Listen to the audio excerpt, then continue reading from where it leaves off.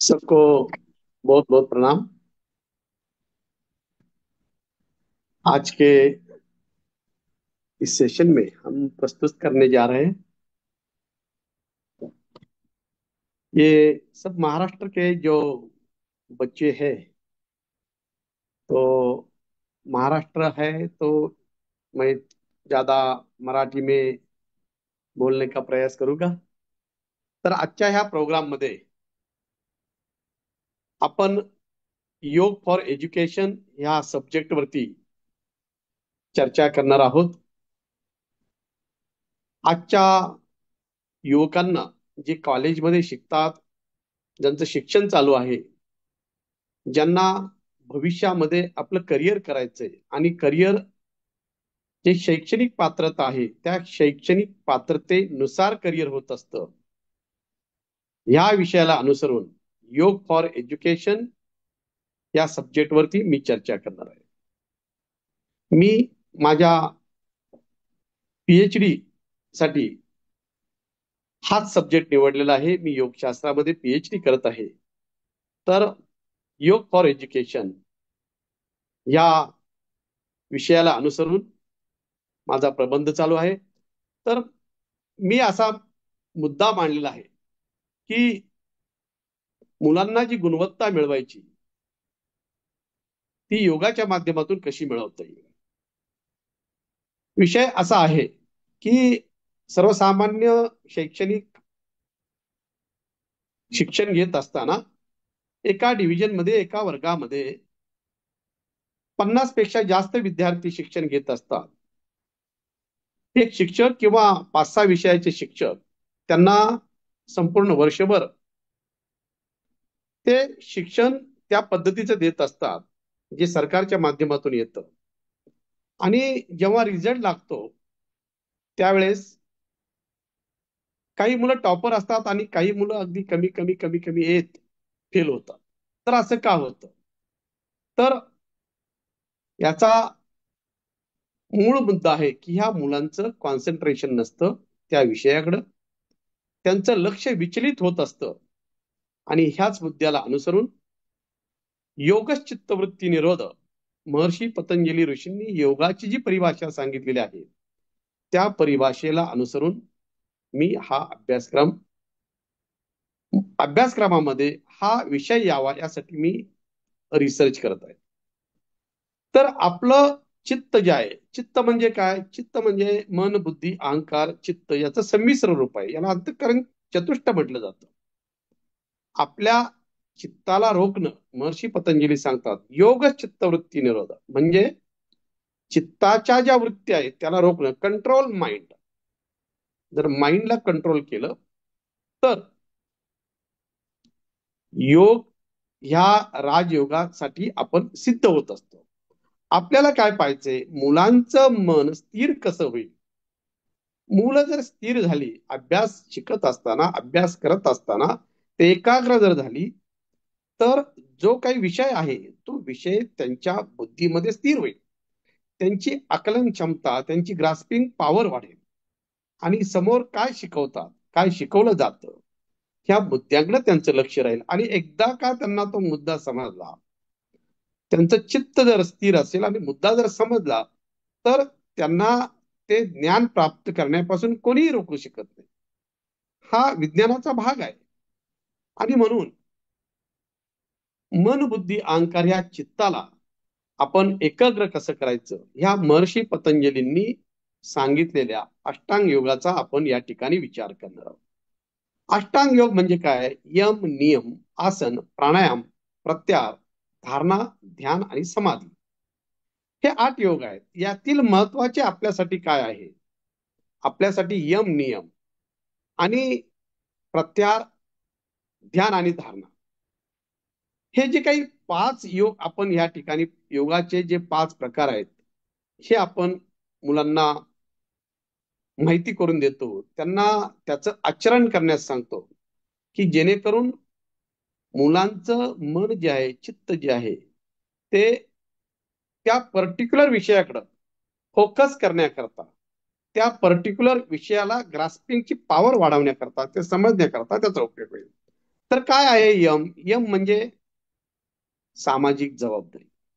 आपण समाजात कसं वागायचं याबद्दल महर्षी पतंजलींनी समाधी अवस्थेपर्यंत जाण्याकरता जे काही सर्वसामान्य नियम सांगितलेले आहेत त्याच्यातला हा मुलांकरता किती उपयोगीचा आहे या अनुषंगानं या ठिकाणी हा सब्जेक्ट घेतलेला आहे. तर सामाजिक जबाबदारी काय आहे? तर अहिंसा, सत्य, अस्तेय, ब्रह्मचर्य आणि अपरिग्रह असे हे 5 मुद्दे आहेत. आता आपल्याला मुलांना जे काही अनेक प्रॉब्लेम येतात, मुलं कॉलेजमध्ये शाळेमध्ये जे शिकत असताना त्यांचं मन विचलित होण्याचे जे अनेक मुद्दे असतात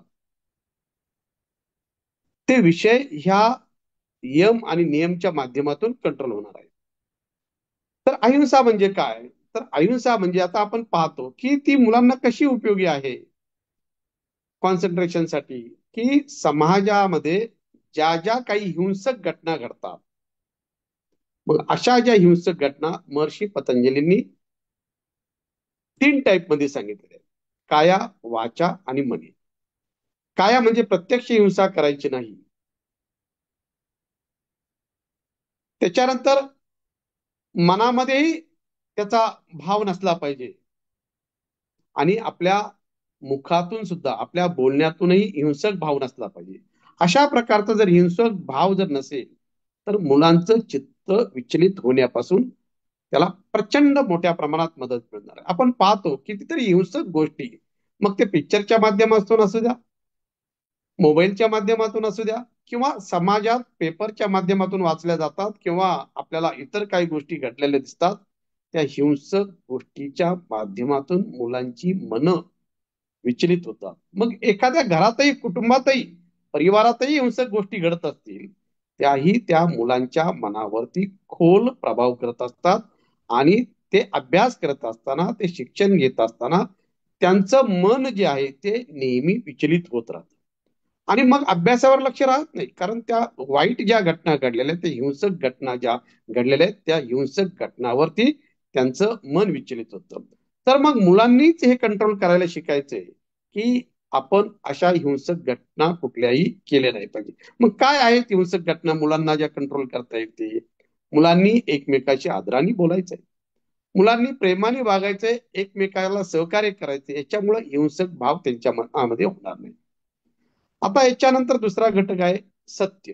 नेहमी खरं बोलावं. पहा, आपल्याकडे समाजामध्ये सांगितलं जातं, किंवा वडील पार्जित लोक जे सिनियर लोक आहेत, आपले आई वडील, वडीलधारी लोक जे आहेत, ते सांगतात की नेहमी खरं बोलावे. साधू संतांनी आपल्याला सांगितले आणि आपल्याकडे म्हण पण आहे की एकदा जर का खोटं बोललं तर 100 वेळा खोटं बोलावं लागतं.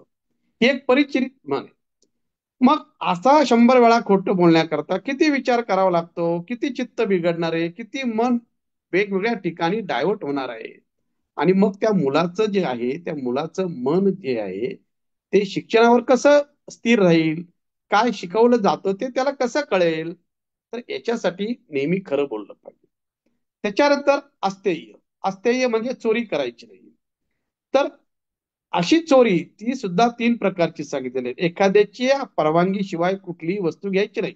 आता मुलांना कसं आहे बघा, कुठलीही वस्तू जरी आपण एखाद्याचं नोटबुक्स वापरायला न विचारता घेतली किंवा पुस्तक घेतलं तरी त्याच्या मनात राहील की बाबा, अरे मी तर अमुकची वस्तू घेतली, ह्या दादाची घेतली, त्या मित्राची घेतली, त्या ताईची वस्तू घेतली, बुक घेतली, त्याला सांगितलं नाही. आणि हे सारखं मनात मनात मनात त्याच्या बिंबत राहील आणि त्यामुळं काय होईल की त्याचं मन विचलित होत राहील. म्हणून कुठलीही गोष्ट, एखाद्याची वस्तू चांगली आहे ती मला मिळाली पाहिजे असा भावही मनामध्ये ठेवला नाही पाहिजे. हा महर्षी पतंजलींचा उद्देश आहे, तो हा शिक्षणाच्या बाबतीत अतिशय चांगल्या प्रकारे या ठिकाणी जोडला जातोय. आता याच्यानंतर ब्रह्मचर्य. आपल्याला वाटतं की जी काही परिचित जी काही म्हण आहे, ब्रह्मचर्याची व्याख्या आहे, ती महर्षी पतंजलींना अभिप्रेत नाही. महर्षी पतंजली म्हणतात ब्रह्मचर्य म्हणजे आपल्या ज्या इच्छा आहेत, ज्या 5 सेन्सर ऑर्गनच्या माध्यमातून ज्या आपल्या इच्छा आहेत, की माणसाचा जीवन जगण्याकरता धर्म, अर्थ, काम आणि मोक्ष ह्या 4 वेदांनी सांगितलेल्या आहेत. परंतु ह्या इच्छामधील जो काही काम म्हणजे इच्छा ज्या आहेत, 5 सेन्सर ऑर्गनच्या माध्यमातून आपल्या ज्या मनामध्ये इच्छा असतात त्या इच्छांना कंट्रोल करणं म्हणजे ब्रह्मचर्य आहे. आता काय कंट्रोल करायचं बघा, विद्यार्थी जीवनामध्ये मुलांना अनेक प्रश्न भेडसावत असतात की कुणी हॉस्टेलला असतं, मित्रांबरोबर कुठं कुणी काही खाण्याचे प्लॅनिंग असतात, कपड्याच्या इच्छा असतात, असे कपडे पाहिजेत, तसे कपडे पाहिजेत, पुस्तक अशी पाहिजेत, त्या प्रकारची अनेक कलरचे नोटबुक्स असतात. ह्या अशा इच्छांना खाण्याच्या सवयी असतील, कपड्याच्या सवयी असतील, ह्या इच्छांना त्या पर्टिक्युलर त्या वयामध्ये त्या 4-5 वर्ष जो 10वी पासूनचा 9वी-10वी पासूनचा कॉलेज पीजी पर्यंत जो अभ्यास करायचा आहे, याच्यामध्ये मुलांनी जर ह्या इच्छा जर कंट्रोल केल्या तर प्रचंड मोठ्या प्रमाणात त्यांचं चित्त स्थिर राहण्याकरता मदत होते. आता आपण पाहतो की बऱ्याच मोठमोठे जे क्रिकेट प्लेअर असतात किंवा मोठमोठे युपीएससी मध्ये एमपीएससी मध्ये जी मुलं असतात, ते 10-10, 12-12 तास अभ्यास करतात. ते कधी खाण्यापिण्याचा कुठल्याही कपड्याचा विचार करत नाही. त्यांचं एकच ध्येय असतं की अशा प्रकारे आपल्याला सक्सेस व्हायचंय. तर म्हणून हा जो अभ्यासाचा जो भाग आहे याच्यात आपले मन विचलित होत जातात. म्हणून मुलांनी हे ब्रह्मचर्य जे आहे म्हणजे आपल्या इच्छा ज्या आहेत या 5 सेन्सर ऑर्गनच्या माध्यमातून काय पाहायचंय, डोळ्यांनी काय पाहायचंय, कानाने काय ऐकायचंय, हे सुद्धा मला टीव्ही जास्त पाहायचंय, मला गाणी जास्त ऐकायची. काही मुलांना सवय असते की गाणी पाहत पाहत अभ्यास ऐकत ऐकत अभ्यास करायचा.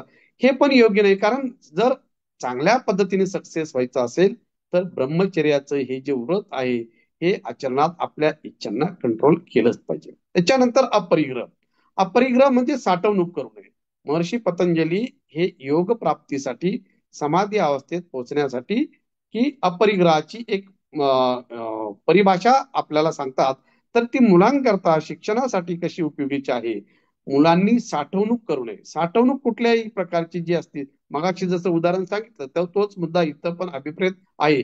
जास्त प्रकारचे कपडे घेणं आणि जास्त प्रकारच्या शालेय शिक्षणाच्या वस्तू घेणं, की अशा ज्या वस्तू आहेत त्याच्यामध्ये काय होतं की मग मला गाडीने जायचंय कॉलेजमध्ये, अशा ज्या अनेक इच्छा असतात यांना जर अपरिग्रह साठवणूक जर कमी केली तर त्याच्यासाठी लागणारा वेळ तो वाचतो आणि तो वेळ अभ्यासात कसा येईल, उपयोगात येईल, याच्यासाठी हा आपल्याला मुद्दा इथं महत्वाचा दिसून येतो.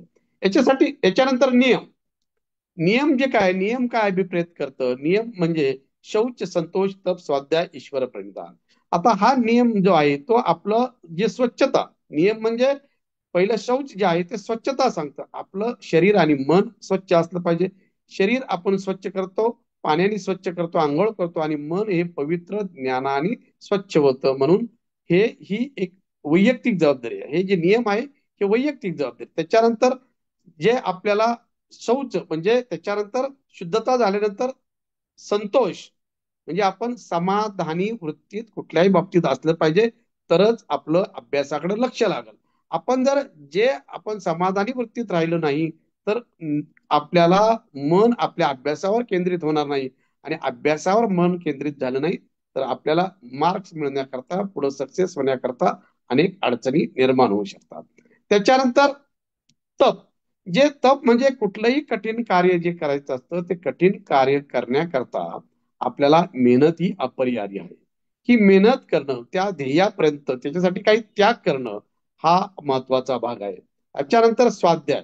स्वाध्याय म्हणजे की वेगवेगळी जी सायन्सची, विज्ञानाची पुस्तकं असतील, जे आपल्या ऋषीमुनींनी जी आपल्या तरुण मुलांकरता जी काही उपयुक्त जी पुस्तकं असतील त्याचाही अभ्यास करावं, चिंतन करावं, निरंतर करावं, म्हणजे आपल्या ज्ञानामध्ये चांगल्या प्रकारची भर पडते.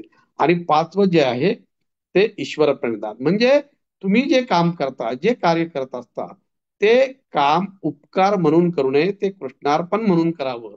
आपण ह्या पृथ्वी तलावर जन्माला आलेलो आहे, उपकाराची भावना मनात न ठेवता ईश्वराने आपल्याला जन्म दिलेला आहे, आणि ह्या जन्माच्या माध्यमातून या पृथ्वी तलाची आपण सेवा करण्याकरता आलेलो आहे, ही भावना मनामध्ये ठेवणं हे अत्यंत गरजेचं आहे. आता याच्यामुळे काय होतं, याच्यामुळे आपला जो अहंकार आहे, मन कंट्रोल, अहंकार जो आहे तो अहंकार कमी व्हायला मदत होते, आणि अहंकार कमी झाला की आपलं चित्त स्थिर व्हायला मदत होते, आणि चित्त स्थिर झालं की समोर काय शिकवलं जातं, काय अभ्यास करतोय त्या अभ्यासामध्ये कॉन्सन्ट्रेशन राहून नंतर काय होतं, उच्च गुणवत्ता मिळण्याकरता उपयोग होतो. तर अशा प्रकारे हा यम आणि नियम एक महत्वाचा आहे. याच्यानंतर अपरिग्रह. अपरिग्रह बद्दल मी एक थोडक्यात सांगतोय की अपरिग्रह जो आहे, आसन आणि प्राणायाम आपण पाहणार आहोत कारण त्याचा बराचसा आणि ते मुलांकरता जास्त गरजेचं नाहीये.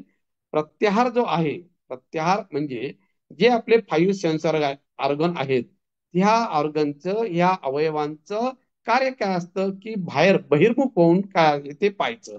म्हणजे डोळ्याचं काम काय, बाहेरचं पाहणं. कानाने काय ऐकतो आपण, बाहेरचं ऐकत असतो.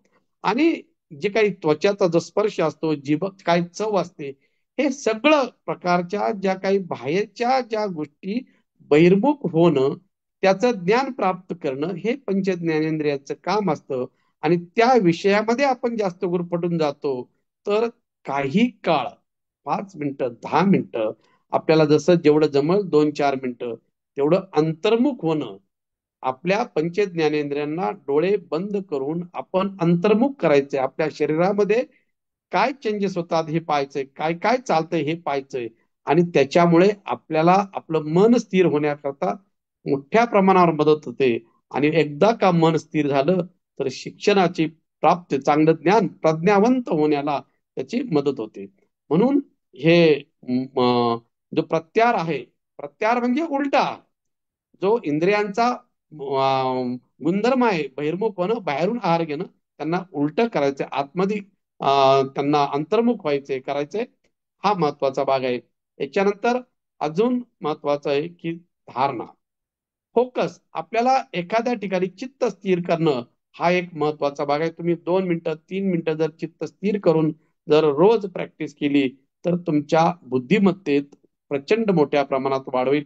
का होईल, कशी होईल, तर आपल्या मनामध्ये असलेले इतर राग, इतर जे काही आपला जो गुंता आहे विचारांचा, तो विचारांचा गुंता कमी व्हायला मदत होईल.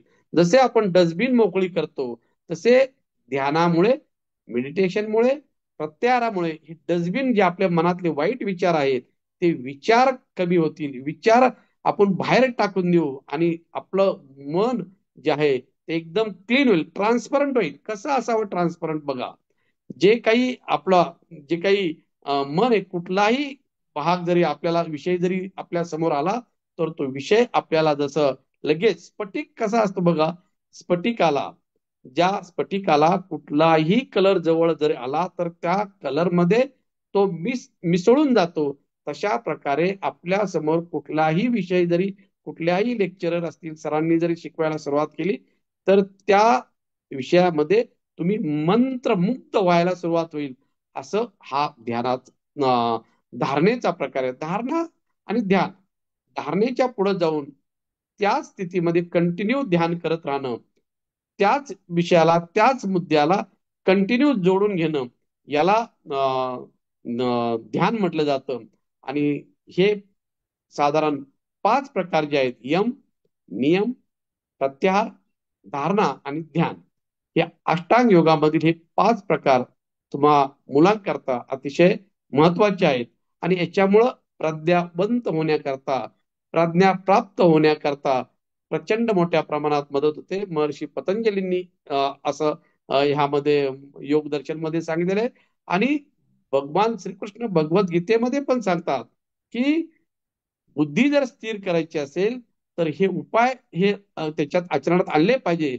आणि बुद्धी जर स्थिर नसेल तर कुठलंही ज्ञान प्राप्त होत नाही, याचा उल्लेखही त्याच्यामध्ये त्यांनी केलेला आहे. तर अशा प्रकारे आपल्याला सर्वांना याचा उपयोग कशा प्रकारे करता येईल याचं मी या ठिकाणी विवेचन केलेलं आहे. आणि याचं हे झालं संक्षिप्त. याची प्रॅक्टिस भरपूर करावं लागणार आहे, याचा भरपूर विचार आपल्याला करावा लागणार आहे. असं इतक्या सहजासहजी एवढं समजणार नाही. परंतु त्याचा तुम्हाला महत्वाचे मुद्दे कळाले, महत्वाचे मुद्दे सांगण्याचा हा संयोजकांचा हा प्रयत्न आहे. संयोजकांनी या ठिकाणी वेळ मला वाटतं संपत आलेला आहे. मॅडम किती वेळ आहे अजून? हॅलो, वेळ संपला? Yes yes. वेळ जी संप सर, अच्छा है तो बोल सकते हैं, कोई प्रॉब्लम नहीं सर। चलेगा? जी सर, एक्चुअली 7 to 8 मिनट्स का है, लेकिन आप बोल सकते हैं, कोई प्रॉब्लम नहीं। ओके, कितना और कितना टाइम बता, बोलूं? आप बताओ, उस टाइम हिसाब से मैं बता देता हूँ। नो प्रॉब्लम सर, आप चाहे तो विराम ले सकते हैं, कोई दिक्कत नहीं है sir. Okay okay okay okay. तो ऐसे ही जो अभी जो ये प्रयास है, ऐसा ही हर एक स्कूल में, कॉलेजेस में होना चाहिए। और खास करके ये जो हम प्रयास करें, जो इंस्टीट्यूट प्रयास करे, ये सभी प्रयास ये अच्छा रहेगा। तुम्हाला सगळ्या विद्यार्थ्यांना संपूर्ण महाराष्ट्रामध्ये मी सर्वांना, सर्व कॉलेजेस असतील, सगळ्यांना मी एक रिक्वेस्ट करतो, विनंती करतो की अष्टांग योगची जी परिभाषा जी आहे ती आपण सगळ्यांना ही सांगितली पाहिजे। आणि ह्या माध्यमातून अष्टांग योग जो आहे तो आपल्याला जर कळाला तर आपला गुणवत्ता वाढण्याकरता आणि मनुष्यानं, विद्यार्थ्यानं पुढचं जीवन जगण्याकरता त्याचा कसा उपयोग होईल। आता पहा, युपीएससीच्या सिलेबसमध्ये 500 मार्काचा इंडियन फिलॉसॉफी हा सब्जेक्ट ऑप्शनल असतो। आता आपण जर कॉलेजमध्ये, शाळांमध्ये जर याचा अभ्यास करत राहिला तर आपली गुणवत्ता तर वाढायला मदत होईल, परंतु तो 500 मार्काचा जो ऑप्शनला जो सब्जेक्ट असतो, तो सब्जेक्ट जर घेतला तर युपीएससीच्या मेरिटमध्ये पुढे जाण्याकरता सुद्धा विद्यार्थ्यांना मदत होईल। अशा प्रकारे हे इंडियन फिलॉसॉफी जे 9 दर्शन जे सांगितलेले आहेत तत्वज्ञानामध्ये, भारतीय तत्वज्ञानामध्ये, हे तत्वज्ञानामधील 9 दर्शन अत्यंत महत्वाचे आहेत। हे संपूर्ण जगभर याला मान्यता आहे आणि महर्षी पतंजलींनी सांगितलेला योग दर्शन हा योगाच्या संदर्भात संपूर्ण जगामध्ये हा प्रसिद्ध ग्रंथ आहे। मला या ठिकाणी बोलवलं आणि संधी दिली त्याबद्दल मी संयोजकाचे आभार प्रकट करतो आणि थांबतो। जय हिंद, जय महाराष्ट्र।